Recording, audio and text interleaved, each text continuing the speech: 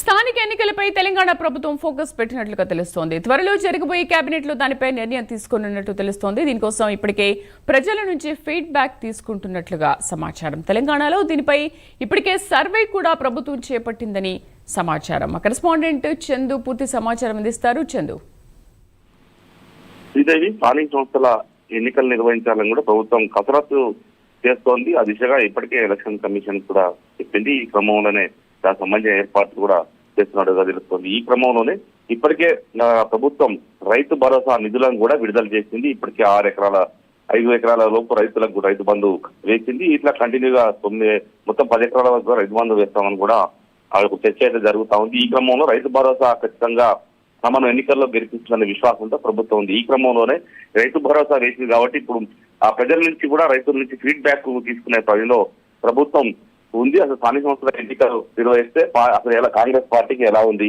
ఇప్పుడు ప్రజల్లో అనుకూలత ఉందా లేదా అనేటువంటి ఫీడ్బ్యాక్ కూడా తీసుకున్నట్టు కూడా మా సమాచారంతో, ముఖ్యంగా ఇంటెలిజెన్స్ వర్గాలతోనే ఈ సమాచారం సేకరిస్తున్నట్లుగా కూడా మనకు తెలుస్తుంది. ఈ నెల 23వ తారీఖు కేబినెట్ సమావేశం నిర్వహించాలని కూడా ప్రభుత్వం భావిస్తా ఉంది.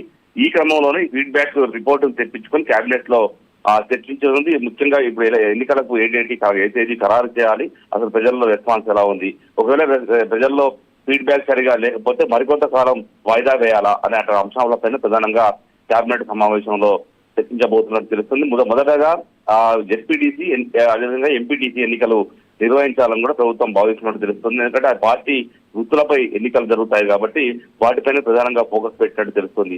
సర్పంచ్ ఎన్నికలకు మరికొంతకాలం ఆగే పరిస్థితి అయితే కనిపిస్తా ఉంది. ఈ క్రమంలోనే ఫీడ్బ్యాక్ తీసుకుని కేబినెట్ సమావేశం చర్చించబోతోంది. కేబినెట్ సమావేశంలో దీంతో పాటు బనకచెర్ల ప్రాజెక్టు, ఏపీకి సంబంధించి బనకచెర్ల ప్రాజెక్టు సంబంధించిన అంశం పైన కూడా ప్రధానంగా ఈ కేబినెట్ సమావేశం చర్చించబోతున్నట్టు కూడా మనకు తెలుస్తా ఉంది. శ్రీదేవి.